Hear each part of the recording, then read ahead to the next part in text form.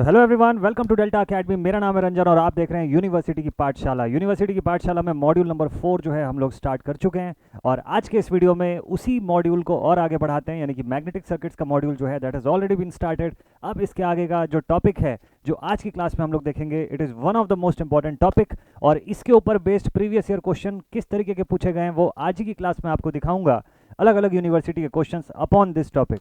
ठीक, तो एकदम मस्त तरीके से बने रहिएगा और फटाफट से नोट जो है एकदम प्रॉपर बनाइए, क्योंकि ये टॉपिक आज के ही इसी वीडियो के अंदर कंप्लीट होगा। BH curve and hysteresis curve, previous video अगर आप नहीं देखें ऊपर आई बटन पे क्लिक कर लीजिएगा जल्दी से। और अब बात करते हैं हम लोग आज के सेशन के कंटेंट की। तो देखिए, आज के सेशन पर थोड़ा सा मिक्स्ड कंटेंट जो है वो पूरा रहेगा, मतलब कि basic relation between B and H, यानी कि मैग्नेटिक फ्लक्स डेंसिटी और फील्ड इंटेंसिटी दोनों के बीच का बेसिक रिलेशन जो है वो देखेंगे हम लोग। उसके बाद फिर हम लोग बात करेंगे about the concept of magnetic hysteresis, कि हिस्टेरेसिस होता क्या है, उसका बेसिक कंसेप्ट जो है वो क्या होता है। आगे चल के मशीन सब्जेक्ट में आपको इसकी बहुत ज़्यादा ज़रूरत भी पड़ेगी, आप पढ़ेंगे इस सब चीज़ को और अच्छे से डिटेल में। फिर उसके बाद बात करेंगे about the AD current loss, method of reducing the hysteresis and eddy current loss, remedies क्या होती है एडी करंट और हिस्टेरेसिस की। ये सारा कुछ आज ही के वीडियो में देखेंगे और उसके बाद हम लोग प्रीवियस ईयर क्वेश्चन जो है अलग अलग यूनिवर्सिटी एग्जामिनेशन के वो देखेंगे। तो चलिए बिना देरी के सेशन को करते हैं स्टार्ट। तो भाई बात करें अगर हम लोग बी और एच के रिलेशन की, है ना, relation between the B and H, तो वो क्या होता है। ठीक, hysteresis and eddy current losses के बारे में हम लोग बात कर रहे हैं। जब हम मैग्नेटाइजेशन के बारे में पढ़ते हैं, जब हमको ये समझ में आता है कि हम किसी मटेरियल को मैग्नेटाइज कर रहे हैं या डीमैग्नेटाइज कर रहे हैं, तो उससे उस मटेरियल के प्रकार के हिसाब से कि किस टाइप का मटेरियल है जिसे आप मैग्नेटाइज और डीमैग्नेटाइज कर रहे हैं, depending upon that her material अलग तरीके से बिहेव करता है। हर मटेरियल की अपनी एक टेंडेंसी होती है, अपनी एक बिहेवियर होती है। ठीक है, और उसी के हिसाब से वो एक्ट करता है, उसी के हिसाब से वो बिहेव करता है। तो अब होता क्या है कि जब हम लोग किसी मटेरियल को ऑल्टरनेटिंग सप्लाई प्रोवाइड करते हैं, है ना, जब हम लोग किसी मटेरियल के लिए ऑल्टरनेटिंग सप्लाई प्रोवाइड करते हैं तो उसके इसी बिहेवियर में कुछ चेंजेस आते हैं। उसके इसी बिहेवियर में कुछ चेंजेस आते हैं। क्या चेंजेस आते हैं अभी समझते हैं हम लोग इन चीज़ों को। ठीक है, चलिए भाई देखते हैं क्या चेंजेस आते हैं।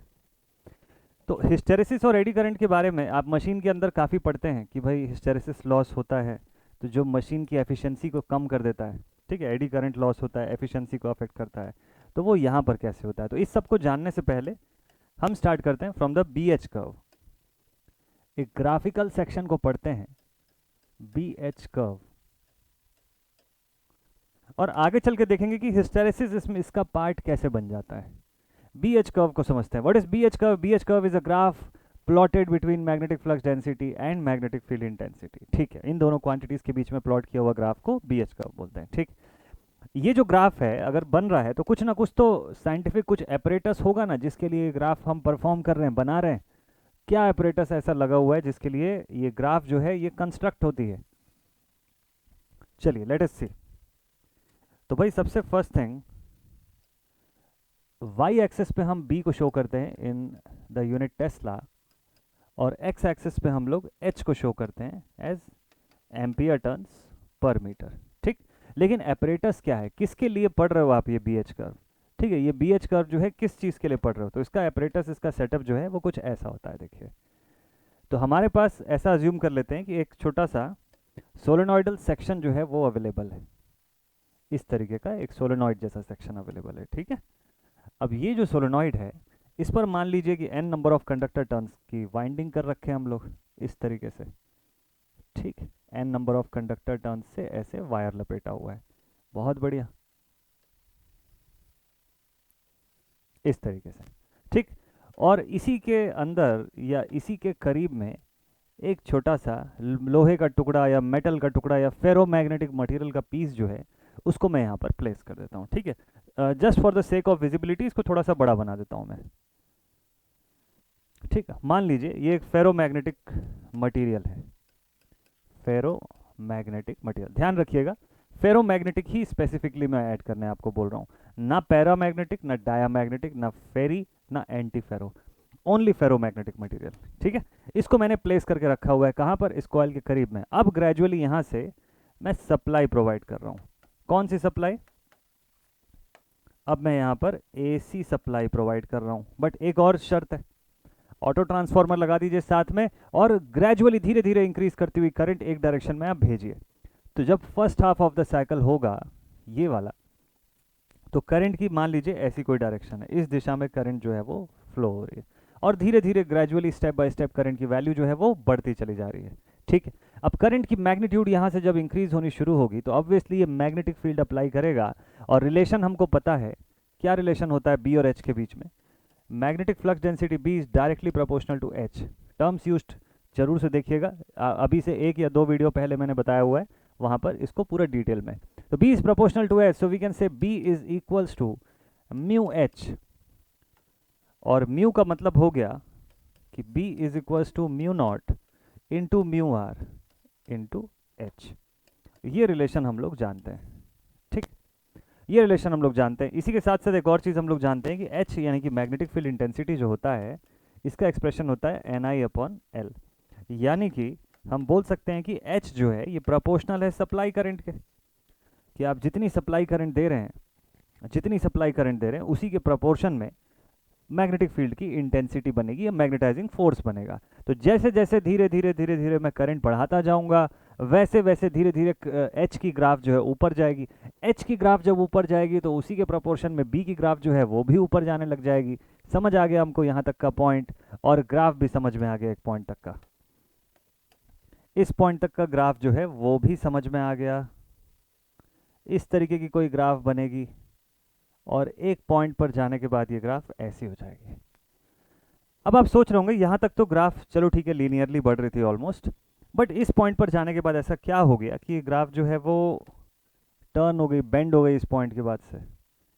इस सेक्शन को क्या बोलते हैं? देखिए क्या होगा, depending upon the type of magnetic material, कि आप कौन से मटेरियल पर वो फील्ड अप्लाई कर रहे हैं, किस मटेरियल को आप ये करंट अप्लाई करके उसके अंदर की फील्ड इंटेंसिटी को बढ़ा रहे हैं, उस मटेरियल की एक पॉइंट के बाद सैचुरेशन हो जाएगी।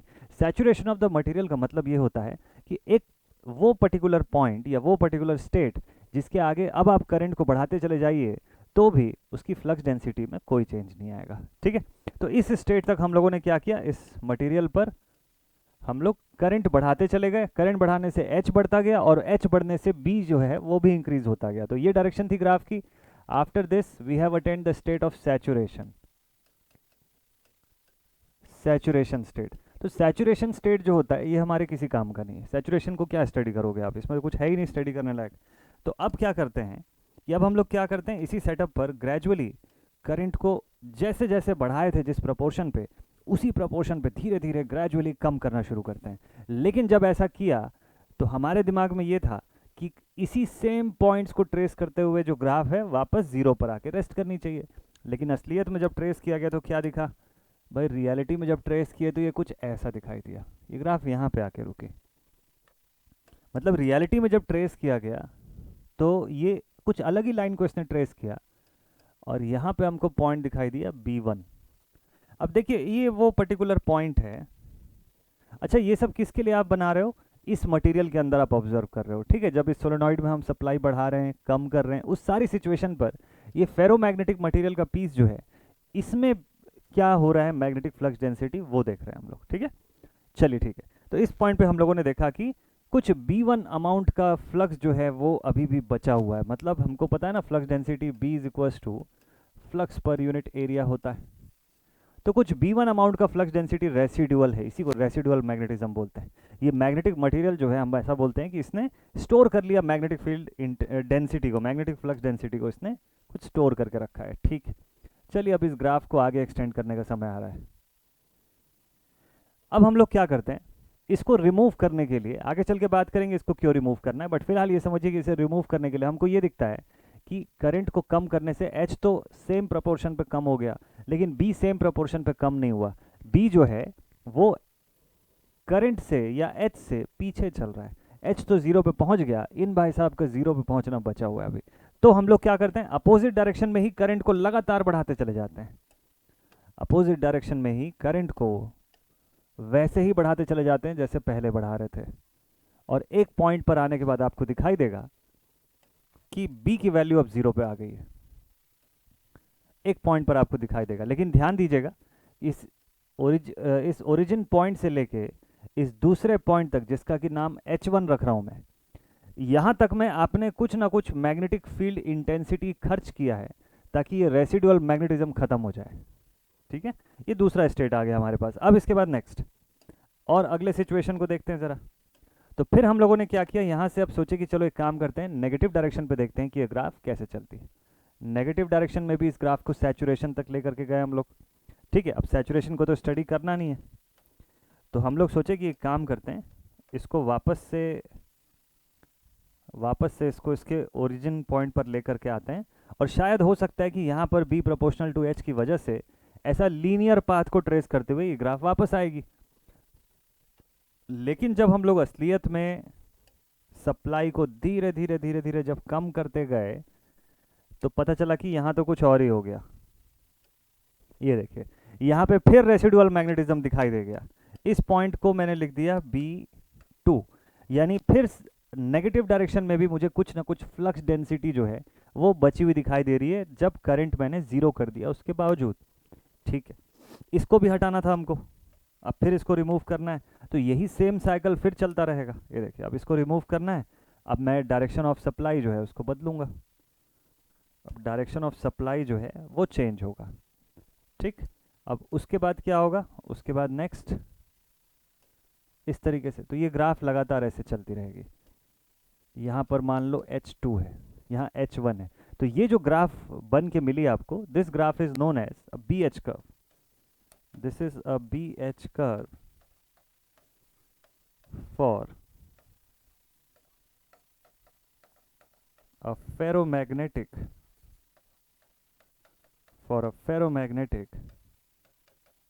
मटेरियल। किसी फेरोमैग्नेटिक मटेरियल के लिए इस तरीके की BH कर्व होती है। अब इसको थोड़ा सा और डेप्थ में बताऊंगा आपको, ध्यान से एकदम मस्त से रेडी रहिएगा, सुन लीजिए, भले ना लिखें इसको बट एक बार सुनेंगे तो आपको काफ़ी चीज़ें समझ में आ जाएंगी इसमें। ठीक है, अब ये BH कर्व अभी आपने एक एस्पेक्ट से देखा है, अब इसको थोड़ा दूसरे नज़रिए से देखिएगा कि atomic structure wise, atom wise क्या हो रहा है उसके अंदर, किसी मैग्नेटिक फील्ड से उस मटेरियल पे क्या ऐसा असर पड़ रहा है जिससे कि BH कर्व ऐसी बन रही है जैसा हम देख रहे हैं। ठीक है, चलिए लेट अस सपोज, आपको एग्जांपल दूंगा, अभी आपको फटाफट से समझ में आ जाएगा। 3 सिचुएशंस लेते हैं, ठीक है। चलिए मान लेते हैं कि हमारे पास अभी ऐसा कोई एटम है, एक एटम बोलता हूँ सॉरी, ऐसा एक पैरामैग्नेटिक नहीं, ऐसा कुछ फेरोमैग्नेटिक मटेरियल है, लेकिन इसकी डाइपोल्स अभी प्रॉपरली अलाइंड है नहीं। अब मैं इसमें इस डायरेक्शन में मैग्नेटिक फील्ड अप्लाई किया, अगर आपको ये विजिबल होगा ठीक तरीके से तो आप देखिएगा, मैंने इस दिशा में मैग्नेटिक फील्ड अप्लाई किया। फेरोमैग्नेटिक मटेरियल की टेंडेंसी क्या होती है भाई, फेरोमैग्नेटिक मटेरियल जो होता है it is considered as a good magnetic material, बहुत ही शानदार बढ़िया मैग्नेटिक मटेरियल होता है। म्यू आर की वैल्यू इसके अंदर हजारों के रेंज में चली जाती है, थाउजेंड्स के रेंज में, हंड्रेड्स थाउजेंड्स के रेंज में म्यू आर रहती है, मतलब बहुत बढ़िया कंडक्टर होता है। ऐसा क्यों? ऐसा इसलिए क्योंकि जब मैं किसी एक पर्टिकुलर डायरेक्शन में फील्ड अप्लाई करता हूँ इसके ऊपर, तो इसके सारे के सारे डाइपोल्स जो हैं फील्ड की दिशा में अलाइन हो जाते हैं। अच्छा, तो जब मैं फील्ड लगाऊंगा तो इसके अंदर के डाइपोल्स का अरेंजमेंट ऐसा दिखाई देने लग जाएगा, लाइक दिस। डाइपोल्स जो होंगे एकदम से फील्ड के डायरेक्शन में अलाइन हो जाएंगे, किसी भी प्रकार का कोई भी अपोजिशन नहीं दिखेगा आपको वहां पे। ठीक है, किसी भी टाइप का कोई अपोजिशन नहीं दिखाई देगा फेरोमैग्नेटिक मटेरियल के केस में। चलिए बहुत ही अच्छा। अब क्या होता है, अब सडनली, अब क्योंकि मैं ऑल्टरनेटिंग सप्लाई दे रहा हूँ ना, तो जरूरी तो है नहीं कि सप्लाई का डायरेक्शन हमेशा एक ही रहेगा। ये फर्स्ट हाफ साइकिल पूरा हो गया, अब ये मेरी सप्लाई सेकंड हाफ साइकिल पर गई। जब सेकंड हाफ साइकिल पे गई तो फील्ड जो मैं लगा रहा था उसकी दिशा तुरंत बदल जाएगी, तो अब जो है फील्ड की डायरेक्शन ऐसी हो जाएगी। अब फील्ड इस दिशा में लग रहा है, तो क्या हो जाना चाहिए, आइडियली क्या हो जाना चाहिए, आइडियली ये हो जाना चाहिए कि जिस इंस्टेंट पे फील्ड की डायरेक्शन में बदलूं उसी इंस्टेंट पे डोमेन्स भी अपनी दिशा बदल देने चाहिए, तुरंत के तुरंत, विदाउट एनी डिले। कोई टाइम डिले नहीं होना चाहिए इनके बीच में। लेकिन जब असलियत में ऐसा किया गया तो पता चला कि डोमेन्स अपनी डायरेक्शन बदल तो रहे हैं लेकिन प्रॉपरली नहीं अलाइन हो रहे हैं। ये देखो, ये डायरेक्शन तो ये बदले है ना, ये डायरेक्शन तो ये लोग बदले, बट अभी तक प्रॉपरली अलाइन नहीं हो पाए, थोड़ा सा पीछे चल रहे हैं ये लोग, थोड़ा इनको देर से समझ में आया। ठीक है, मतलब सप्लाई की डायरेक्शन बदल गई और इनको थोड़ा सा देर से समझ में आया, थोड़ा सा इनको टाइम लग गया पकड़ने में कि हाँ अच्छा डायरेक्शन बदलना था क्या, ओके ठीक है बदलते हैं करके। ठीक है भाई, बहुत ही बढ़िया। इसको ऐसा समझिएगा, इसको ऐसा समझिएगा कि अगर सपोज कर लीजिए मैं आपको एक एग्जांपल दूं कि आप एक ऐसे रास्ते पर, ऐसे ज़मीन पर खड़े हैं जहाँ पर कि जो ग्रेवल्स है ना, या रेत वगैरह है, ग्रेवल्स है या मड है, कीचड़ जैसा टाइप का कुछ वो है, वैसे टाइप की कोई जगह पे अगर आप खड़े हैं और आप इस तरफ फेस करके, है ना, फेस आपका इस तरफ है,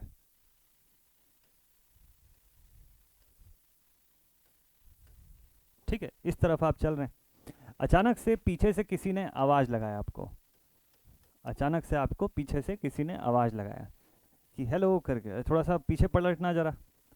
तो बताइए कि आप जब पीछे पलटेंगे, सपोज कर लीजिए जैसे फिसलते हुए आप ऐसे तुरंत पीछे पलटना चाहते हैं, तो आपके पैरों के नीचे क्या है, मड है ना, मड है तो फ्रिक्शन को बढ़ाएगा, फ्रिक्शन को बढ़ाएगा तो क्या आप जिस इंस्टेंट पे आवाज़ आई तुरंत उसी इंस्टेंट पे पलट जाएंगे क्या? एकदम नहीं वैसा होगा ना, आप घूमेंगे थोड़ा ऐसे आराम से, क्यों? क्योंकि आपको पता है कि पैरों में के नीचे जो है वो फ्रिक्शन बहुत ज़्यादा है, तो आपको थोड़ा सा एफर्ट लगेगा पीछे घूमने में, ठीक।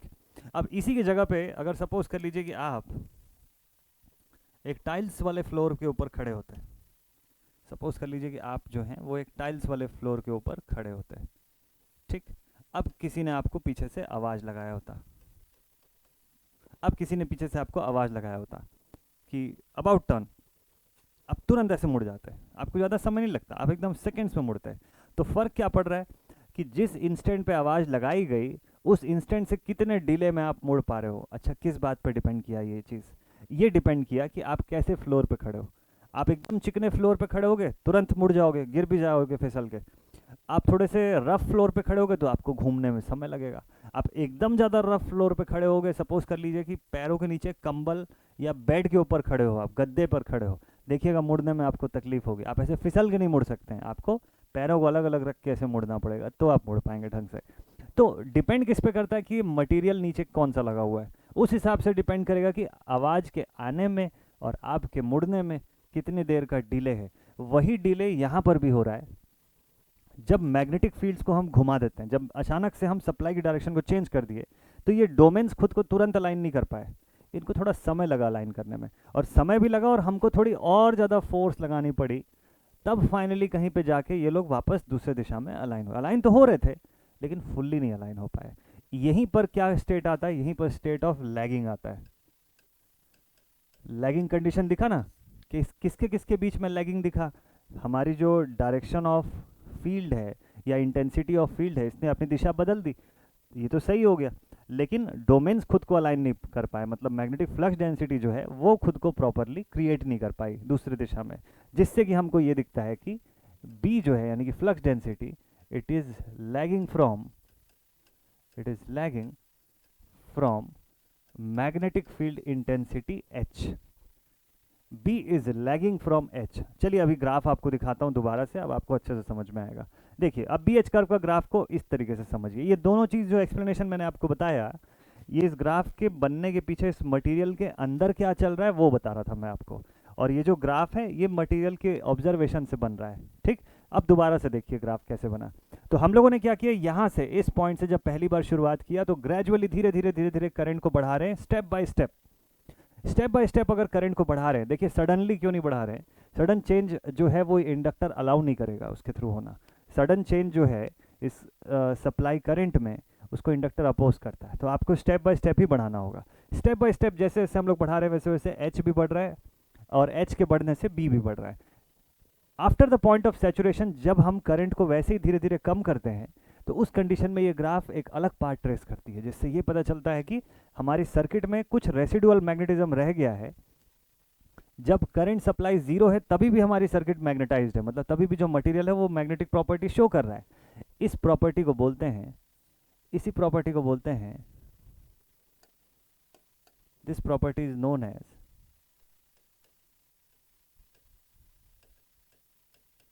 मैग्नेटिक रिटेंटिविटी, या सिर्फ रिटेंटिविटी लिख लीजिए ज़्यादा अच्छा है।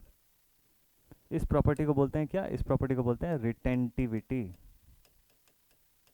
चलिए नेक्स्ट पेज में आपको लिखवा दूंगा, अभी समझ जाइए ताकि जब लिखवाऊं तो चीज़ें आपके लिए रिलेटेबल रहे। क्या प्रॉपर्टी को रिटेंटिविटी बोलते हैं? किसी मटेरियल की वो प्रॉपर्टी जिसकी वजह से वो सप्लाई के रिवर्सल पर उसके डोमेन्स खुद को तुरंत नहीं अलाइन कर पाते हैं, या फिर दूसरा तरीका है बोलने का कि जिसकी वजह से even at the absence of supply there is a residual magnetic field. तो magnetic field, residual magnetic field को स्टोर करने की जो क्षमता होती है वो कहलाती है रिटेंटिविटी, सप्लाई का रिवर्सल हुआ लेकिन मैग्नेटिक फील्ड रह गई पीछे बची हुई, तो वो रिटेंटिविटी कहलाती है। अब इसी मैग्नेटिक फील्ड को ख़त्म करने के लिए हम लोगों ने अपोजिट डायरेक्शन में जो सप्लाई पहले दे रहे थे उसको और आगे तक बढ़ाते चले गए। तो एक ऐसा फोर्स हमको लगाना पड़ा इस पॉइंट से लेके H1 तक। ये जो फोर्स हमने खर्च किया इस दिशा में, ये जो फोर्स है, इस फोर्स का भी एक नाम है, इसको क्या बोलते हैं? This force is known as coercive force. तो कोअर्सिव फोर्स कौन सा फोर्स है? देखिए, मैग्नेटाइजिंग फोर्स H को क्या बोलते हैं? Magnetizing force. H को मैग्नेटिक फील्ड इंटेंसिटी भी बोलते हैं। तो आखिर ये फोर्स ही है ना जो हमने लगाया, किस लिए लगाया? ताकि ये रेसिडुअल मैग्नेटिज्म खत्म हो जाए, मतलब जो डोमेन्स नहीं अलाइन हो पाए थे वो वापस से अलाइन हो जाए, ताकि अब हमारा मैग्नेटिक फील्ड फिर से स्ट्रांग हो जाए। ठीक, तो इसको कोअर्सिव फोर्स बोलते हैं। तो कोअर्सिव फोर्स वो फोर्स होती है जो रेसिडुअल मैग्नेटिज्म को ख़त्म करके सर्किट को वापस अपने नॉर्मल स्टेट पर लेकर के आती है। अब क्वेश्चन ये आता है कि सर इसको हटाना ज़रूरी क्यों है? वैसे तो ये एसी के साइकिल के हिसाब से चल रहा है, बट इसको रिमूव करना क्यों ज़रूरी है? इसको रिमूव करना इसलिए ज़रूरी होता है क्योंकि अगर सपोज कर लीजिए घर में जो पंखा लगा है, फ़ैन लगा है, हिस्टेरिसिस तो उसके अंदर भी क्रिएट होगा। अगर उसमें हिस्टेरिसिस लॉस क्रिएट हो रहा है, हिस्टेरिसिस क्रिएट हो रहा है, या अगर सपोज कर लीजिए कि ऐसे बी जो है लैग कर रही है फ्रॉम एच, तो ऑल्टरनेटिंग सप्लाई आप दे रहे हो, हर एक साइकिल के अंदर ऐसा एक बार हो रहा है और अपनी डायरेक्शन जो है वो आपकी सप्लाई चेंज कर रही है। सप्लाई अगर डायरेक्शन चेंज कर रही है लेकिन ये बी तो तुरंत अलाइन हो नहीं पाएगा, ये कुछ ना कुछ तो मैग्नेटिक फील्ड छोड़ देगा अंदर। तो अगली बार जब आप चालू करोगे उस फैन को, एक बार आपने स्विच ऑफ कर दिया, नेक्स्ट टाइम 2 मिनट बाद फिर चालू किए, तो अब आपको पता है आपकी ग्राफ जो है वो यहाँ से नहीं शुरू होगी, अब आपकी ग्राफ यहाँ से शुरू होगी। और अगर सोच लीजिए कि इस पॉइंट से शुरू होती है, मान लीजिए आपने इसको हटाया नहीं, यहाँ से अगर आपकी ग्राफ शुरू होती है तो बताइए सैचुरेशन के कितना करीब है? तो शुरू होते ही थोड़ी देर में सैचुरेट हो जाएगा कोर। फिर आप करंट को, हो सकता है कि आपका रेगुलेटर फैन का फर्स्ट नंबर पे हो, उतने पे ही फैन का कोर सैचुरेट हो गया। तो अब आप रेगुलेटर को 4-5 पे पहुंचा रहे हैं लेकिन फ़ैन की स्पीड नहीं बढ़ रही है, वो उतने के उतने पर ही हो गया। मतलब एक हाइपोथेटिकली मैं एक सिचुएशन आपको बताने की कोशिश कर रहा हूँ कि अगर ऐसा होता तो ये इसका रिजल्ट आपको दिखता। ठीक है, तो ये कंडीशन है, तो इसीलिए इसको रिमूव करने की ज़रूरत होती है। हिस्टेरिसिस क्यों बोलते हैं सर? हिस्टेरिसिस जो है फॉरेन लैंग्वेज में, ग्रीक या लैटिन में से किसी एक लैंग्वेज में हिस्टरीन वर्ड जो है वो निकल के आता है इस वर्ड, इस चीज़ के लिए। हिस्टरीन, HYSTERIN, हिस्टरीन। हिस्टरीन का मतलब होता है पीछे चलना। हिस्टरीन बिलोंग्स टू द मीनिंग कि पीछे चलना, पीछे चलने को हिस्टरीन बोलते हैं, उसी से बिगड़ते हुए बन गया हिस्टेरिसिस। ठीक है, और वो फिर हिस्टेरिसिस लॉस बन गया क्योंकि मशीनों के अंदर ऐसे पीछे चलने वाली प्रॉपर्टी जो है वो अल्टीमेटली लॉस क्रिएट करती है। So that is why it is further considered as hysteresis loss. अच्छा, और इसको देखा जाए तो मैग्नेटिक टाइप का लॉस है, इसलिए इसको मैग्नेटिक लॉस भी बोलते हैं। फिक्स्ड रहता है, ये किसी भी मशीन के कोर के हिसाब से ये फिक्स्ड रहता है, तो फिक्स्ड लॉस भी इसको बोलते हैं। कांस्टेंट रहता है, कांस्टेंट लॉस बोलते हैं इसको। इस तरीके के इसके नाम होते हैं। ठीक है, चलिए इसके बारे में 2 इंपॉर्टेंट चीज़ें आपको मैं लिखवा दूं। सबसे पहला लिखेगा कोअर्सिव फोर्स, कोअर्सिव से भी पहले आप लिखिए रिटेंटिविटी, रिटेंटिविटी, ताकि आपका नोट्स भी बनता रहे साथ साथ में। वैसे जो जो मैं आपको बता रहा हूँ उसमें से जहाँ पे भी आपको लगे लिखने लायक आप लिख लीजिएगा इसको फटाफट से। ठीक है, बाकी कुछ पॉइंट्स मैं आपको लिखवा देता हूँ। So it is the property of, it is the property of the magnetic material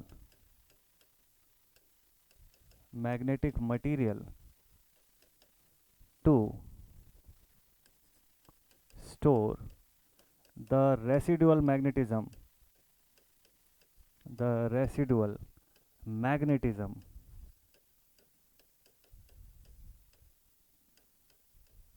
in the absence of external magnetic field,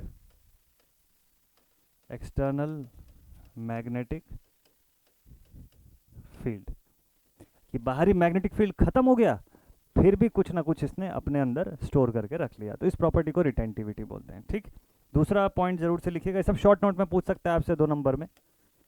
कोअर्सिविटी या कोअर्सिव फोर्स। कोअर्सिव फोर्स वो मैग्नेटाइजिंग फोर्स होता है जो हम अपोजिट डायरेक्शन में अप्लाई करते हैं। लिख देते हैं इसको, it is the magnetic force या magnetising force applied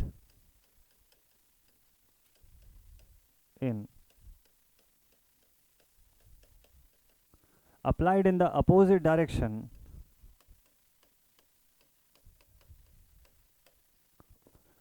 it is the magnetizing force applied in opposite direction to remove the residual magnetism to remove the residual magnetism. ठीक है, इतना लिखना सफिशिएंट है, बाकी मीनिंग आप लोग समझ चुके हैं अपने वर्ड्स में, इसको और बढ़िया तरीके से आप लोग इलेबोरेट कर सकते हैं।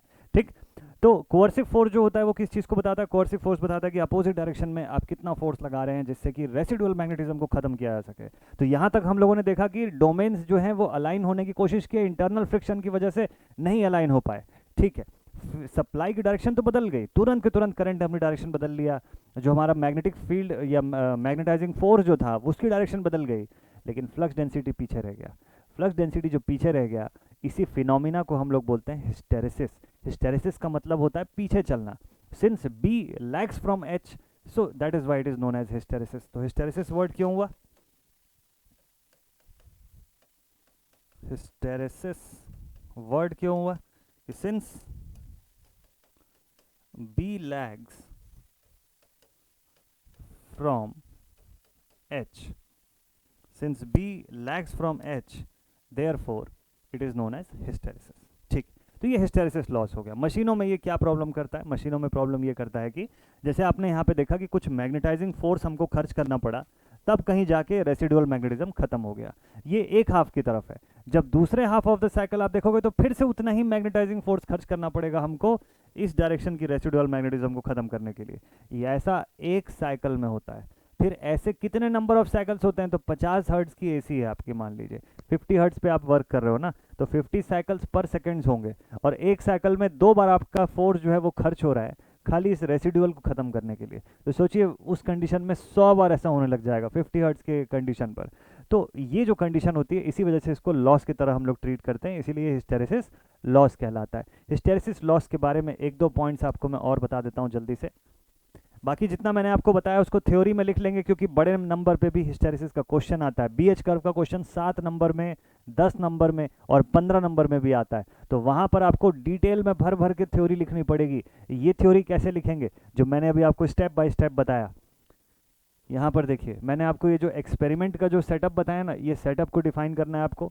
इस पे आप जो सप्लाई दे रहे हैं वो, इसमें बी और एच का रिलेशन बताइएगा, ग्राफ बताइएगा, और ग्राफ का हर स्टेप जो है उसको अलग से शो करिएगा कि स्टेप नंबर 1 कि हम ग्रेजुअली सप्लाई को इंक्रीज कर रहे हैं इन द पॉजिटिव डायरेक्शन, वो बता दिए। यहाँ पे इसके बगल में स्टेप नंबर 1 लिख के मार्किंग कर दिए, वहाँ स्टेप 1 का पूरा डिफाइन कर दिए कि भाई स्टेप 1 में हम ये बता रहे हैं। फिर स्टेप नंबर 2 पे आपने बताया कि अब सप्लाई को मैं ग्रेजुअली रिड्यूस कर रहा हूँ, तो बी जो है वो पीछे चलता हुआ दिखा, उसको इलेबोरेट कर दीजिएगा। ऐसा स्टेप बाय स्टेप जब आप बताएंगे तो आपका जो पेपर के चेकर जो होंगे वो भी देखेंगे, प्लस आपका ग्राफ वगैरह जब पूरा देखने के बाद उनको समझ में आएगा कि आपने बढ़िया तरीके से इलेबोरेट किया, आपको अच्छा नॉलेज इस टॉपिक का, तब जाके आपको नंबर मिलेगा। थ्योरेटिकल टॉपिक है ये, इससे थ्योरेटिकल क्वेश्चन यूनिवर्सिटी एग्जाम में आते हैं। कॉम्पिटिटिव पेपर में अगर आप देखोगे तो इसके ऊपर फिर एमसीक्यू टाइप के बढ़िया बढ़िया क्वेश्चंस भी बनते हैं, बट अभी फिलहाल हमको यूनिवर्सिटी पेपर के हिसाब से फोकस्ड रहना है इसके ऊपर। ठीक है, so this is all about the BH curve और हिस्टेरेसिस कर्व, इसी को बीएच कर्व या हिस्टेरेसिस कर्व बोलते हैं। इसके बारे में 2-3 इंपॉर्टेंट बातें और जान लीजिए, इसके बारे में 2-3 और important points. So important points on hysteresis. आगे चल के हम लोग ट्रांसफार्मर के बारे में पढ़ेंगे, तो वहाँ पर आप इसका कैलकुलेशन वगैरह भी करेंगे। इसको आयरन लॉस भी बोला जाता है, तो इसको जब ट्रांसफार्मर चैप्टर के अंदर हम लोग अभी पढ़ेंगे, नेक्स्ट चैप्टर वही है, इसीलिए उससे पहले मैं आपको मैग्नेटिक करवा रहा हूँ, क्योंकि मैग्नेटिक पढ़े बिना ट्रांसफार्मर अच्छे से समझ में नहीं आता। तो कुछ यूनिवर्सिटीज़ पे नहीं भी है मैग्नेटिक, बट स्टिल मैं पहले करवा रहा हूँ, आप इसको देख लीजिएगा। तब इसको अगर आप समझ जाएंगे, इसमें अभी मैं जस्ट कल वल से कपल सर्किट शुरू करवा दूंगा, कपल सर्किट पढ़ लेंगे तो ट्रांसफार्मर पढ़ना बड़ा इजी हो जाएगा आपके लिए, बहुत जल्दी जल्दी समझ में आएंगी चीज़ें।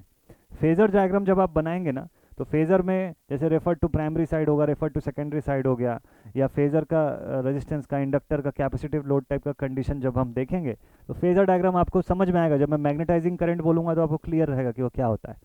तो important points on hysteresis curve, सबसे पहला, it occurs only on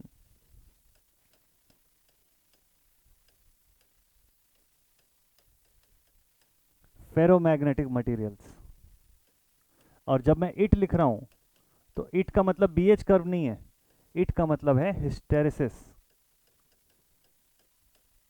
hysteresis hysteresis की कंडीशन केवल फेरोमैग्नेटिक मटेरियल में होती है, ना पैरामैग्नेटिक में ना डायामैग्नेटिक में। एकदम कंफ्यूज मत होइएगा, पैरा और डाया में कोई हिस्टेरिसिस नहीं होता है। सिर्फ और सिर्फ जब फेरोमैग्नेटिक कोर का इस्तेमाल करते हैं, इसलिए देखिएगा जब मशीन्स वगैरह बनाते हैं हम लोग और जब उसका कोर बनाते हैं, सिलिकॉन स्टील वगैरह का आप पढ़े होंगे, सीआरजीओ के फॉर्म में उसको बनाया जाता है, तो वहाँ पर हिस्टेरिसिस को कम करने के लिए ऐसा किया जाता है। बट हिस्टेरिसिस लॉस उस जो फेरोमैग्नेटिक कोर है उसके अंदर होती है, अवेलेबल होती है। ठीक है, दूसरा चीज़, इट की जगह पे मैं हिस्टेरिसिस लिख देता हूँ तो कंफ्यूजन नहीं होगा उससे आपको। Hysteresis loss occurs only on AC supply. कभी भी डीसी सप्लाई पे हिस्टेरिसिस लॉस नहीं होता, हमेशा एसी इनपुट सप्लाई पर ही होता है। इसीलिए आप ट्रांसफार्मर में पढ़ते हैं, कभी डीसी मशीन में आप हिस्टेरिसिस लॉस नहीं सुनेंगे। Hysteresis loss never occurs upon the DC supply. क्यों? क्योंकि वहाँ पे सप्लाई के रिवर्सल से मतलब है हमको। जहाँ सप्लाई रिवर्स ही होना बंद कर देगी, देखिए आप खुद से सोचिए कि डोमेन्स का अलाइनमेंट किसके हिसाब से हम चेक कर रहे हैं, कि जब फील्ड का अलाइनमेंट के हिसाब से। जैसे ये फील्ड है, ये जब फील्ड इधर हो रही है तो हमको चाहिए कि डोमेन भी उसी के साथ अलाइन हो। ठीक, तो अभी क्या हो जा रहा है हिस्टेरिसिस के केस में, क्या दिक्कत है कि ये फील्ड तो ऐसे घूम जा रही है लेकिन डोमेन्स को थोड़ा देर से पता चल रहा है, तो डोमेन्स थोड़ी देर से ऐसे घूम रहे हैं, फिर ऐसे, तो ये पीछे चल रहे हैं। ठीक है, पैरामैग्नेटिक या डायमैग्नेटिक के केस में हिस्टेरिसिस लॉस जैसा कुछ भी चीज़ नहीं होता है। एसी सप्लाई के केस में होता है, डीसी सप्लाई के केस में कुछ नहीं होता है। क्यों? क्योंकि एसी सप्लाई के केस में ये फील्ड जो है ये अपनी डायरेक्शन इधर बदलेगा। ठीक है, तो हमको डोमेन्स को भी उस दिशा में ऐसे अलाइन करना पड़ेगा। डीसी सप्लाई के केस में ऐसा कोई चेंज नहीं है, आपने एक डायरेक्शन में पोलैरिटी में अप्लाई कर दिया, फिक्स रहेगा, कोई हिस्टेरिसिस लॉस नहीं है यहाँ पे। क्लियर है, ये समझ गए आप? तो hysteresis loss will occur only upon the AC supply. ठीक है, only upon the ferromagnetic material.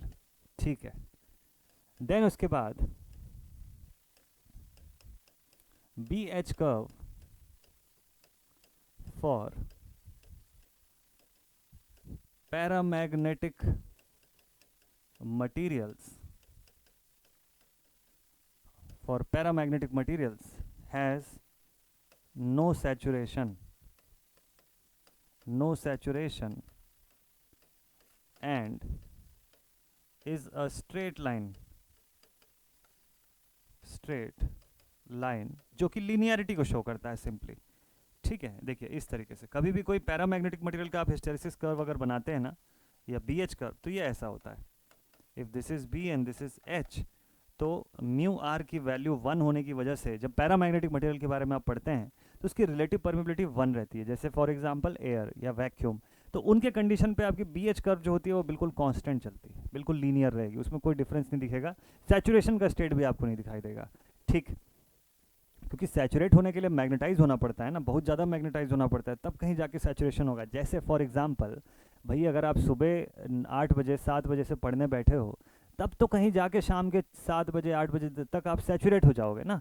पढ़े हो तब सैचुरेट होगे, पढ़ोगे ही नहीं। अगर सपोज कर लीजिए कि आप सुबह 6 बजे उठ गए, ठीक है, घर वालों ने उठा दिया पकड़ के कि बेटा पढ़ना पड़ेगा, अब एग्ज़ाम करीब आ रहे हैं, ठंड का सीज़न है, आपका मन नहीं कर रहा था पढ़ने का, आप उठ गए गलती से, मोबाइल को किताब के बीच में छुपा लिए और मस्त तरीके से पन्ने पलट रहे हैं बीच बीच में, जैसे पापा मम्मी गुजर रहे हैं। तो मैंने ऐसा किया, इसलिए मुझे बहुत अच्छे से एक्सपीरियंस है, इसलिए मैं एकदम आपको साफ़ सुथरी चीज़ बता रहा हूँ। ठीक है, स्कूल के टाइम में ये हो जाता था भाई, ठंड में इतनी नींद आती थी, तो उस समय खैर मोबाइल नहीं रहता था, तो तो मोबाइल नहीं रहता था उस समय, तो इसलिए मेरे साथ मोबाइल वाला एग्जाम्पल नहीं था।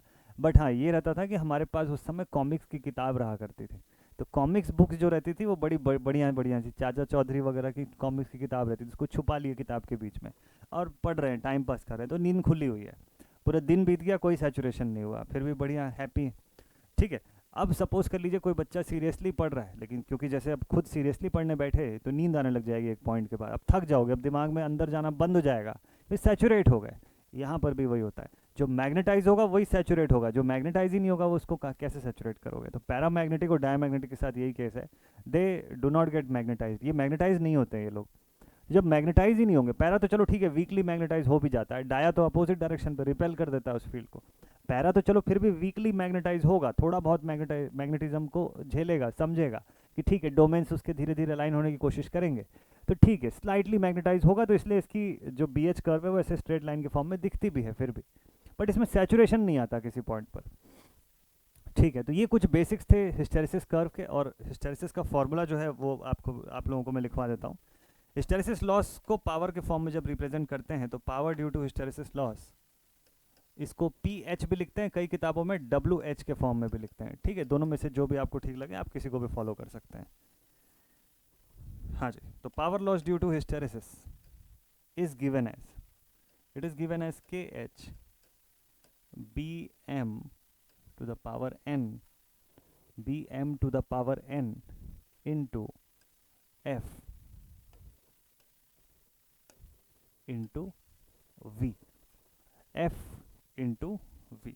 ठीक, तो K H F into B M to the power N into V. ठीक है, ये एक्सप्रेशन। अब इसमें से बाकी जितनी भी चीज़ें लिखी हुई है इसका मतलब क्या है, वॉट्स पर metre cube.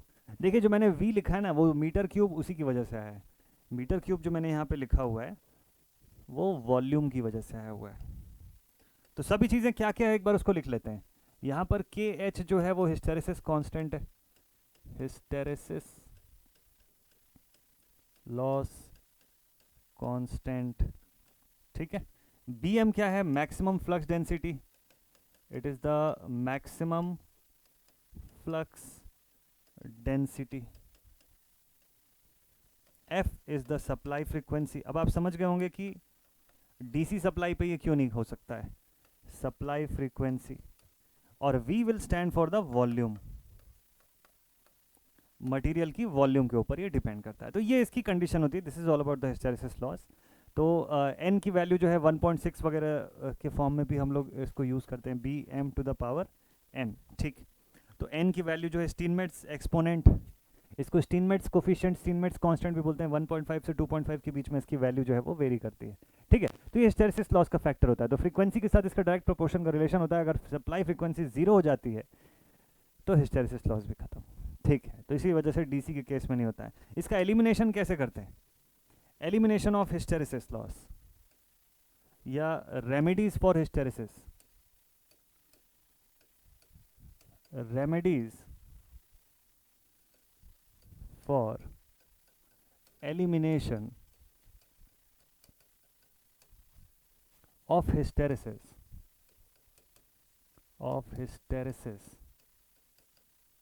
loss, of hysteresis loss। ठीक है, देखिए हिस्टेरेसिस लॉस को दूर करने के लिए क्या किया जा सकता है। हम लोग को ये समझ में आ गया यहाँ तक कि हिस्टेरेसिस होने के लिए, हिस्टेरेसिस लॉस की कंडीशन होने के लिए एक फेरोमैग्नेटिक मटेरियल के होने की ज़रूरत है।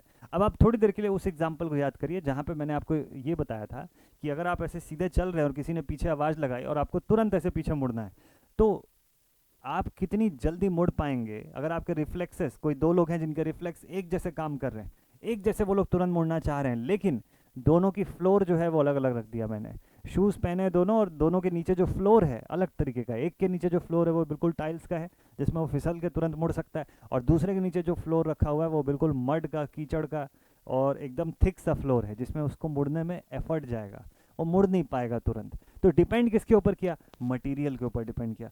तो नीचे जो मटेरियल लगा हुआ है उस मटेरियल के आधार पे आप कितनी जल्दी घूम पाएंगे या डोमेन्स कितनी जल्दी अलाइन हो पाएंगे उसके ऊपर निर्भर करेगा। ठीक, तो वैसे ही यहाँ पर हम लोग हिस्टेरेसिस लॉस को अवॉइड करने के लिए क्या चेंज कर सकते हैं सेटअप पर। तो इसमें लिखते हैं हम लोग यूज ऑफ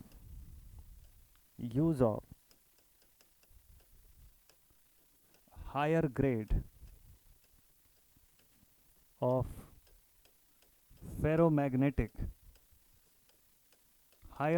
फेरोमैग्नेटिक मटेरियल। ये इंपॉर्टेंट है, ठीक है, और CRGO टेक्निक,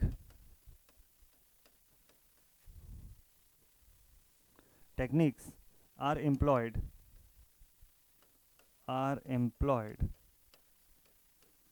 ठीक है, cold rolled grain oriented steel या एल्यूमिनियम स्टील या सिलिकॉन स्टील्स के फॉर्म में हम इसका कंस्ट्रक्शन करते हैं। जो कोर मटेरियल बनाते हैं इस मटेरियल का इस टाइप से टेक्निक से बनाया जाता है। ठीक है, आर एम्प्लॉयड। तो ऐसे मटेरियल के होने से क्या होता है कि भाई जो सैचुरेशन है वो देर से होगा, सैचुरेशन देर से होगा, रिटेंटिविटी छोटी होगी, रिटेंटिविटी छोटी होगी तो कोअर्सिव फोर्स भी कम लगाना पड़ेगा, कम कोअर्सिव फोर्स में बात बन जाएगी। तो इसका मतलब हम जो मटेरियल बनाने की कोशिश कर रहे हैं, अब उस दोनों में अंतर देख लीजिएगा। यहाँ पे कभी कभी हिस्टेरिसिस कर्व के एरिया के बारे में सवाल पूछता है, तो इससे आप आंसर कर पाएंगे। अभी देखिए, एक मटेरियल है जिसके लिए हिस्टेरिसिस कर्व जो है वो ऐसा बन रहा है, दूसरा मटेरियल जो है उसके लिए हिस्टेरिसिस कर्व ऐसा बनता है। तो ये फर्स्ट मटेरियल है हमारे पास, ये सेकंड मटेरियल है। बोलिए अगर किसी मशीन के लिए आपको प्रेफर करना होगा, कोई मशीन का कोर बनाना है अगर, तो कौन से हिस्टेरिसिस कर्व वाले मटेरियल को आप प्रेफर करोगे, फर्स्ट वाले को कि सेकंड वाले को? तो भाई अगर मशीन डिज़ाइन करना है तो फर्स्ट वाले को प्रेफर करोगे। हिस्टेरिसिस कर्व की थिकनेस जितनी कम होगी, उसका एरिया जो है वो जितना छोटा एरिया होगा, जितना थिन होगा, इसका मतलब ये है कि उसके अंदर रिटेंटिविटी उतनी छोटी है ना, उसके अंदर रिटेंटिविटी उतनी छोटी है और उसके लिए कोअर्सिव फोर्स भी कम खर्च करना पड़ रहा है। जिसका एरिया ज़्यादा होगा, ऐसे मटेरियल में रिटेंटिविटी भी ज़्यादा होगी और उसको हटाने के लिए कोअर्सिव फोर्स भी ज़्यादा लगाना पड़ेगा हमको, ज़्यादा एनर्जी का वेस्टेज होगा हमारा as compare to this machine. यहाँ वाले मशीन के अंदर ज़्यादा एनर्जी खर्च हो रही है। ठीक है, तो ये आपको समझ में आता है। तो मशीन जब जब बनाना है तो फर्स्ट वाले टाइप की ग्राफ जिसकी भी होगी, जिसकी जितनी थिन हिस्टेरिसिस कर्व होगी उतना अच्छा है वो। और अगर सपोज कर लीजिए हमको अगर परमानेंट मैग्नेट बनाना है, उस कंडीशन में ये वाला जो मटेरियल होगा जिसकी ग्राफ ऐसी दिख रही है वो प्रेफर्ड होगा, जिसकी हिस्टेरिसिस कर्व की थिकनेस ज़्यादा है, मतलब ज़्यादा स्टोर कर सकता है, वो ज़्यादा लंबे समय तक मैग्नेटिक फील्ड को अपने भीतर स्टोर कर पाएगा। तो ये इन दोनों के बीच का difference, this is all about the hysteresis curve. अब आगे चलते हैं हम लोग नेक्स्ट पॉइंट पर, शॉर्ट में पढ़ेंगे जल्दी से एडी करेंट्स के बारे में। Next is AD currents.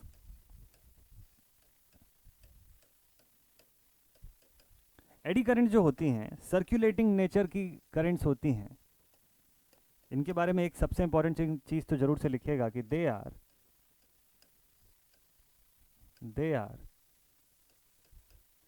the circulating currents of opposing nature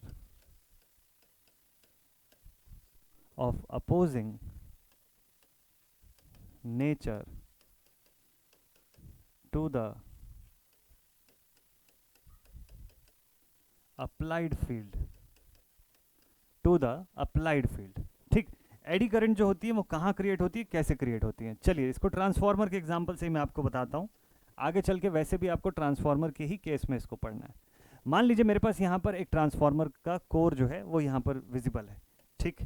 अब ये जो ट्रांसफार्मर कोर है इस पर कुछ n नंबर ऑफ कंडक्टर के टर्न्स भी लगे होंगे, ठीक है, ऐसे n number of conductor turns लगे होंगे, कुछ सप्लाई I जो है वो मैं प्रोवाइड कर रहा हूँ।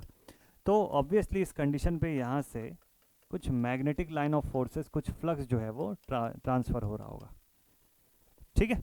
यहाँ तक समझ आता है कि कुछ ना कुछ मैग्नेटिक लाइन ऑफ फोर्सेस जो है वो यहाँ से इस कोर के भीतर ट्रैवल कर रही है। दूसरे एंड पर भी हम लोग कुछ ऐसी वाइंडिंग लगा के रखें हैं और यहाँ से जो ईएमएफ इंड्यूस हो रहा है वो हम बाहर कलेक्ट कर रहे हैं, ठीक है। ये ट्रांसफार्मर का कोर समझ में आ रहा है सभी को। अब यहाँ सिचुएशन देखिए, क्या मज़ेदार सी सिचुएशन है। जब ये मैग्नेटिक फ्लक्स, अब देखिए ट्रांसफार्मर में इनपुट आप कौन सा दे रहे हैं, साइनोसॉइडल इनपुट दे रहे हैं ना, मतलब टाइम वेरिंग इनपुट दे रहे हैं, जो टाइम के साथ वेरी कर रहा है, साइनोसॉइडल नेचर का इनपुट है। तो जब आप करंट साइनोसॉइडल नेचर की दे रहे हैं, टाइम वेरिंग करंट दे रहे हैं, तो उससे बनने वाला मैग्नेटिक फील्ड भी तो टाइम वेरिंग होगा ना। तो जो मैग्नेटिक फ्लक्स बनेगा फाई, ये भी किस नेचर का होगा, ये भी टाइम वेरिंग होगा, टाइम वेरिंग होगा। भाई इसकी भी इंस्टेंटेनियस वैल्यू होगी ना, आप लिखेंगे ना यहाँ पे कि phi is equal to phi m sine omega t, क्योंकि ये जिससे क्रिएट हुआ है वो भी तो टाइम वेरिंग नेचर की सप्लाई है, तो उससे बनने वाला जो मैग्नेटिक फील्ड होगा टाइम वेरिंग इन नेचर होगा। अब ये जो फ्लक्स है, भले ही हमारा कॉइल 1 और कॉइल 2 एक दूसरे से इलेक्ट्रिकली आइसोलेटेड है, but still there is a magnetic connection between these two via this core.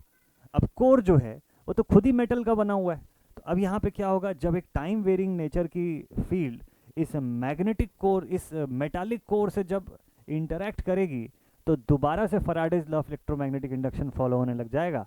Faraday's law of electromagnetic induction ये बोलता है कि there has to be a relative motion between a set of conductors and uniform magnetic field. So whenever there will be a relative motion between a set of conductors and uniform magnetic field, then EMF will be induced. तो Faraday का नियम यही बोल रहा है कि भाई जब मैग्नेटिक फील्ड के बीच और सेट ऑफ कंडक्टर के बीच एक रिलेटिव मोशन होगा, मतलब कोई एक स्टेशनरी है और दूसरा उसके रिस्पेक्ट में घूम रहा है, तो ईएमएफ का इंड्यूस होना तय है वहाँ पर। ठीक, तो सर यहाँ तो सब कांस्टेंट है, यहाँ तो सब स्टेशनरी है, कोई नहीं घूम रहा है, घूम रहा है ना। यहाँ जो फ्लक्स है आपका वो टाइम वेरिंग नेचर का है, तो स्टैटिकली इंड्यूस्ड ईएमएफ जो है वो इस केस में बनता है ट्रांसफार्मर के केस में, और डायनामिकली इंड्यूस्ड ईएमएफ बनता है जब मशीन पढ़ते हो आप, रोटेटिंग इलेक्ट्रिकल मशीन्स की बात करते हो तो। ठीक है, तो किसी भी फॉर्म में ईएमएफ तो इंड्यूस होगा। अब जब यहाँ पर ये ईएमएफ इंड्यूस होंगे तो इससे इंड्यूस्ड करंट जो है, स्मॉल अमाउंट की इंड्यूस्ड करंट जो है वो बनने लग जाएगी। ये small amount of induced current जो है ये ऐसे सर्कुलेटिंग पाथ ट्रेस करने लग जाएगी, और इससे जो इंड्यूस्ड ईएमएफ रहेगा वो अपनी मेन कॉज को या मेन सप्लाई को अपोज करेगा। एडीज जो होती हैं वो भंवर की तरह दिखाई देती हैं, ऐसे एडीज आर लाइक दिस, इन्हीं भंवर को हम लोग एडी बोलते हैं। ठीक है, यही सब एडी करंट्स कहलाते हैं। ये इस तरीके के होते हैं एडी करंट्स, ऐसे इस तरीके के दिखाई देंगे आपको। ठीक है, so they are all the eddy currents. तो एडी करंट जो होती है ये हमेशा अपनी सप्लाई को या अपनी कॉज को अपोज करती हैं। ये हमको किससे पता चलता है, तो ये दो चीज़ों को फॉलो करती हैं। पहला, Faraday's law of electromagnetic induction, Faraday's law of electromagnetic induction, और दूसरा लेंजेज लॉ को, लेंस के नियम को फॉलो करते हैं और फराडे के नियम को फॉलो करते हैं। तो फराडे के नियम से ये पता चलता है हमको कि जो इंड्यूस्ड ईएमएफ होगी, इससे जो इंड्यूस्ड करंट निकल के आएगी वो अपोज करेगी अपनी कॉज को, अपोज करेगी बोल रहा हूँ सॉरी। यहाँ पर जो इंड्यूस्ड ईएमएफ आएगी उसका कारण क्या है कि टाइम वेरिंग फील्ड जो है वो कंडक्टर के साथ इंटरेक्ट कर रहा है, तो उससे इंड्यूस्ड ईएमएफ होनी शुरू हो जाएगी। लेंस का नियम ये बताता है कि ये जो इंड्यूस्ड ईएमएफ है, इससे जो इंड्यूस्ड करंट है वो अपनी कॉज को ही अपोज करेगा, जिसकी वजह से वो क्रिएट हुआ है ये उसे ही अपोज करेगा, उसकी उल्टे दिशा में एक्ट करेगा। इसीलिए हम इसको लॉस की तरह कंसिडर करते हैं, क्योंकि ये हमारे मेन फ्लक्स में, मेन सप्लाई में कुछ भी ऐड नहीं कर रहा है बल्कि उल्टा सब्ट्रैक्ट करवा रहा है। So that is why it is considered as a loss. Expression क्या होता होगा इसका, चलिए इसका भी एक्सप्रेशन आपको मैं लिखवा देता हूं। तो P of E is equals to KE BM square F square T square V। अब यहां पे देखिए आप सारी की सारी चीजें जितना भी मैंने लिखा हुआ है सब कुछ स्क्वायर के फॉर्म में। क्या क्या चीजें हैं देखिए, KE क्या हो गया, eddy current constant, this is coefficient of eddy current, ये एडी करंट कांस्टेंट बोलते हैं इसको। ठीक है, BM तो आपको पता है maximum flux density, it is the maximum flux density.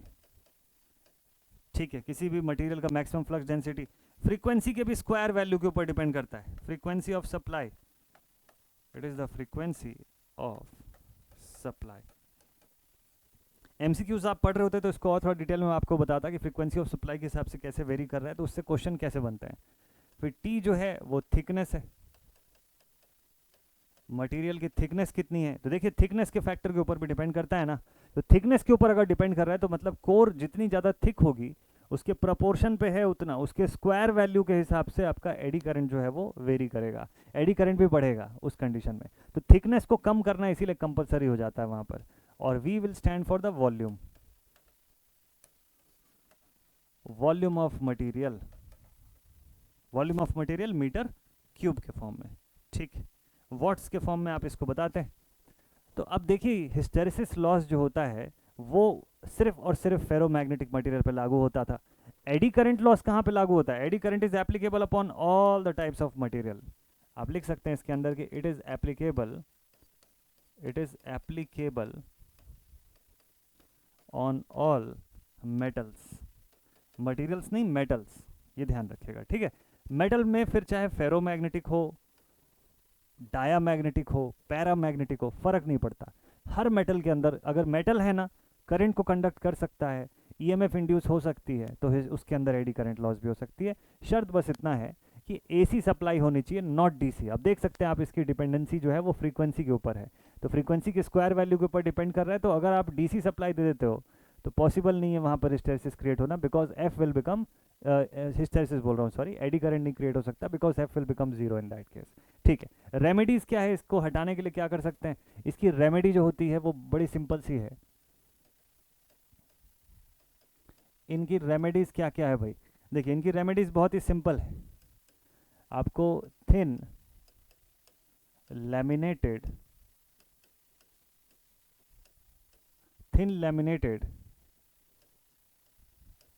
Sheets of silicon steel are used. तो आपको थिन लैमिनेटेड शीट जो है सिलिकॉन स्टील की वो प्रोवाइड किया जाता है। अब दोनों चीज़ का मीनिंग आपको बताऊंगा। थिन लैमिनेटेड शीट इसलिए यूज़ करते हैं, इसका फोटो जो है वो मैं आपको दिखाता हूँ तो आपको अच्छा लगेगा थोड़ा सा। ये देखिए, हिस्टेरिसिस और लैगिंग बिहाइंड। हिस्टेरिसिस की कंडीशन पे ज़रा आएंगे, फिलहाल के लिए आप एडी करंट जो है उसको समझिए। ये देखिए, एडी करंट की रेमेडी जो है इसको देख लेते हैं हम लोग। ये रहा, ये देखिए, एडी करंट को के रिमूवल के लिए हम लोग क्या किए, लैमिनेटेड स्टील का कोर बना दिए। ऐसे पतले पतले शीट्स के फॉर्म में हम लोगों ने ये कोर जो है इसको क्रिएट किया। ऐसे थिन शीट्स को मिला करके जब हम बनाए, और लैमिनेट क्यों किए, ताकि ये लोग एक दूसरे से इलेक्ट्रिकली आइसोलेटेड हो। लैमिनेशन जो हम करते हैं वो बेसिकली वार्निश की कोटिंग चढ़ाते हैं इनके ऊपर, कि मेटल की पतली शीट से वार्निश से पेंट कर देते हैं, ताकि एक मेटल दूसरे मेटल से इलेक्ट्रिकली दूर हो जाए, इलेक्ट्रिकली आइसोलेटेड रहे। ठीक, मैग्नेटिकली कंडक्ट करे, हमको क्या दिक्कत है उससे, मैग्नेटिकली कंडक्ट करने दो। इलेक्ट्रिकल आइसोलेशन तो हो गया ना, आपने क्रॉस सेक्शन एरिया घटा दिया उसका, जो पहले कितना थिक कंडक्टर था अब उसको एक शीट के फॉर्म में, पतली पतली शीट्स के फॉर्म में आपने डिसइंटीग्रेट कर दिया। ठीक, तो उससे क्या होता है, आपने थिकनेस को घटा दिया, आपने ओवरऑल उसकी क्रॉस सेक्शन एरिया जो है, या ओवरऑल जो उसकी जो थिकनेस थी उसको रिड्यूस कर दिया। तो ये सबसे बड़ा एक फैक्टर हो जाता है यहाँ पे। वहीं हिस्टेरिसिस की बात करो तो हिस्टेरिसिस के केस में सीआरजीओ का फॉर्मेट जो है उसको हम लोग यूज़ करते हैं। अच्छा, यहाँ पे एडी में आपको मैंने लिखवाया कि सिलिकॉन स्टील का यूज़ करते हैं for making up of core. क्यों इसका यूज़ करते हैं? सिलिकॉन स्टील जो होता है ये, इसकी रेजिस्टेंस या रेजिस्टिविटी जो होती है वो हाई रहती है, इसकी रो की वैल्यू हाई रहती है। और देखिए, एडी करंट भी है तो करंट ही ना, और करंट है तो रेजिस्टेंस से दुश्मनी है उसकी। तो अगर किसी मटेरियल की रेजिस्टिविटी हाई होगी तो करंट्स का क्रिएशन अपने आप घट जाएगा।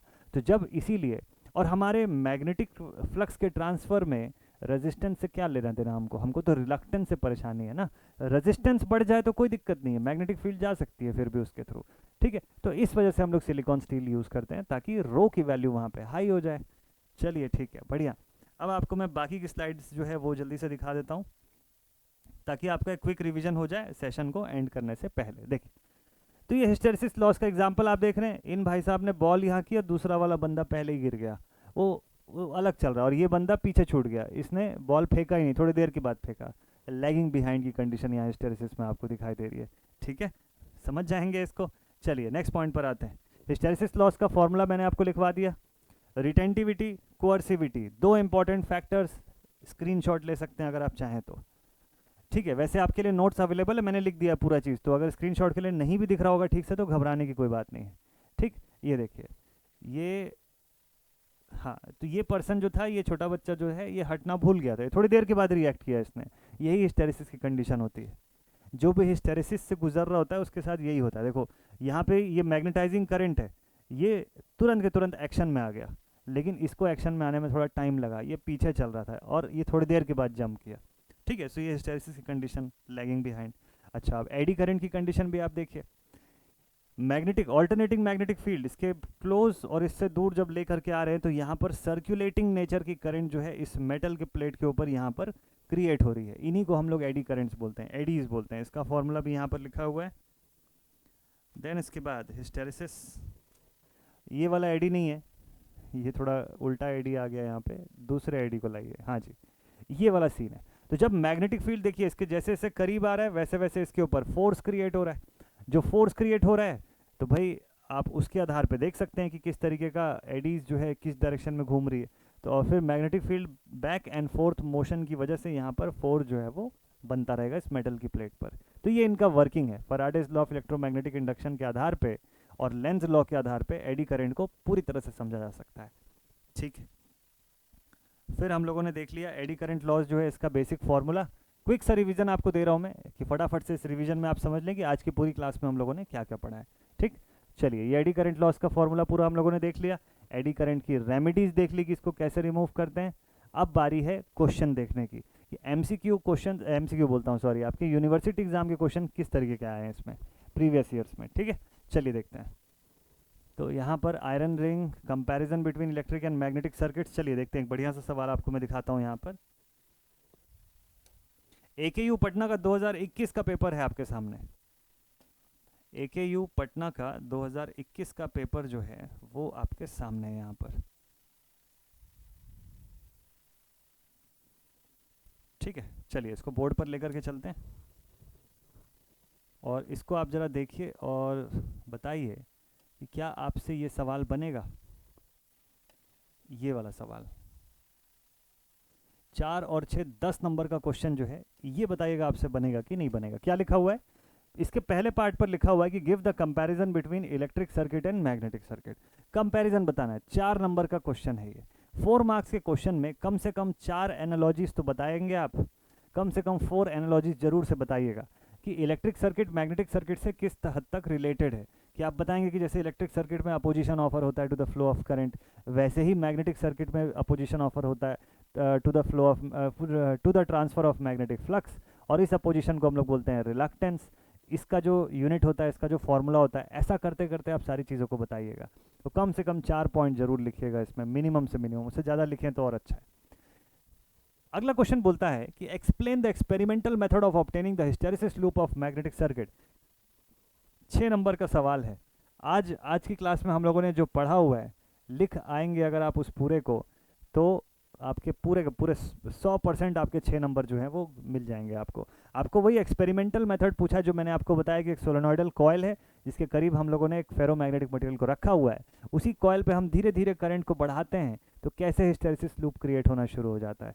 वही एक्सपेरिमेंट आपको समझाना है यहाँ पर इस 6 नंबर के क्वेश्चन पर। बना लेंगे आप लोग सभी इसको। चलिए और देखते हैं किसी और यूनिवर्सिटी में इसका क्वेश्चन आया क्या। एकेयू पटना का 20 का क्वेश्चन है, 2020 का। देखिए बहुत ही इंटरेस्टिंग चीज़ आपको दिखा रहा हूँ यहाँ पे कि एक सवाल जो है 14 नंबर का सवाल आपको दिखेगा। कितने मार्क्स का है? 14 मार्क्स का अकेले 14 नंबर का क्वेश्चन। क्या लिखा हुआ है पता है? बोलता है कि draw and explain the BH curve for air and the magnetic material. एक बार एयर के लिए बताना है आपको, मैग्नेटिक मटेरियल के लिए दूसरी बार बताना है। ये देखिए, तो एयर के लिए आपको इस तरीके का बीएच कर्व बताना है। आपको ये भी बताना है कि कैसे हम बी को बढ़ा रहे हैं, कैसे हम एच को बढ़ा रहे हैं, उसके रिस्पेक्ट में बी जो है वो लीनियरली एकदम बढ़ा।